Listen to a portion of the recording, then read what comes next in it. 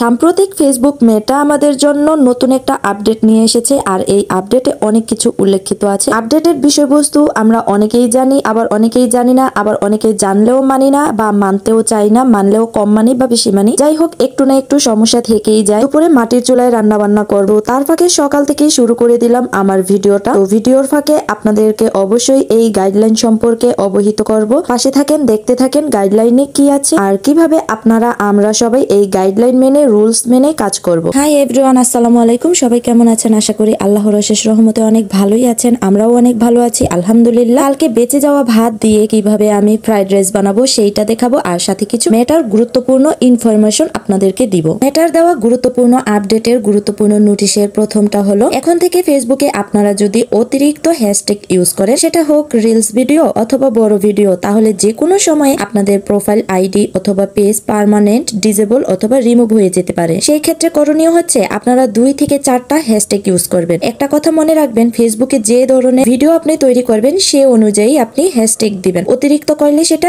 Spamming হিসেবে ধরা হবে। আর ফেসবুকের নতুন আপডেটে স্প্যামিং কিন্তু কোনোভাবেই গণ্য হবে না। আপনি যদি রান্নার ভিডিও করেন তাহলে আপনি রান্নার রিলেটেড কোনো হ্যাশট্যাগ দিবেন, যেমন ধরেন কুকিং রেসিপি। এখন আসি একটু রান্নার কথায়। তো রান্নাটা কিন্তু আমি করতেছি আগের দিনে বেঁচে যাওয়া ভাত দিয়ে, আর এই ভাতটা দিয়ে আমি ফ্রাইড রাইস করব। আর ফ্রাইড রাইস করতে প্রথমে আমি একটা ডিম ভেজে নিয়েছি। ডিমটা অপশনাল, আপনারা দিতেও পারেন নাও দিতে পারেন। আবার চিকেন থাকলে চিকেনটাও দিতে পারেন, যেটা আপনার খুশি বা ইচ্ছে মতো দিতে পারেন। কড়াইতে পরিমাণ মতো তেল দিয়ে পেঁয়াজ ভেজে নিয়েছি, তারপরে গাজর ভেজে নিয়েছি, তারপরে আমি ভাতগুলো দিয়েছি আর ভাতগুলো দিয়ে ভালো করে মিশিয়ে নিয়েছি, ভালো করে নাড়াচাড়া দিয়ে ভেজে নিচ্ছি। আমার পরিমাণ মতো আমি কাঁচামরিচ ব্যবহার করেছি, এই জায়গায় শুকনো মরিচও ব্যবহার করতে পারে, কিন্তু আমার কাছে শুকনো মরিচটাই বেস্ট লাগে। একটু লেবুর রস দিয়েছি ফ্লেভার হওয়ার জন্য, আর দিয়েছি ধনিয়া পাতা কুচি। এই তো হয়ে গেল আমার ফ্রাইড রাইস। বেঁচে যাওয়া ভাত দিয়ে খুব সহজে এত সুন্দর একটা রেসিপি যদি তৈরি করতে পারেন, তাহলে ভাতগুলো কেন নষ্ট করবেন? এইভাবে তৈরি করে নিতে পারেন খুব সহজে ফ্রাইড রাইস। খেতেও কিন্তু দারুণ মজা হয়, একবার খেয়ে দেখতে পারেন। এত সুন্দর সুন্দর ভিডিও মেক করে লাভ কি যদি মেটা তা গ্রহণ না করে? মেটার গ্রহণযোগ্য ভিডিও তৈরি করতে হলে মেটার গুরুত্বপূর্ণ ইনফরমেশন গুলো আমাদের মানতে হবে। নিজের পোস্ট বা ভিডিও